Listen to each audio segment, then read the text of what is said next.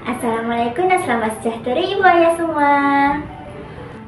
Pernah tak sebagai ibu ayah, kadang-kadang kita rasa macam mana panduan nak lebih memahami anak-anak kita? Program Naungan Kasih Johor bertujuan untuk membantu ibu bapa dalam menyokong perkembangan dan kesejahteraan anak-anak. Program ini juga bertujuan untuk menyokong emosi dan sosial anak-anak ke arah yang lebih baik. Selain itu, ibu bapa juga boleh berkongsi kemahiran keibubapaan yang lebih positif untuk anak-anak.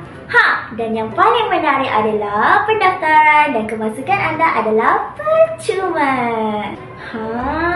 Menarik kan?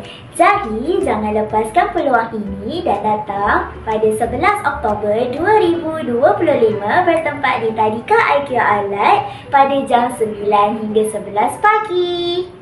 Jangan risau, program keibubapaan Naungan Kasih Johor akan sama-sama membantu anda semua. Untuk mendaftar, boleh klik link di bawah atau scan the QR code ni. Okey? Sayangi anak kita dan marilah kita membina rumah yang lebih mesra dengan penuh kasih sayang dan sokongan untuk anak-anak kita. Bye!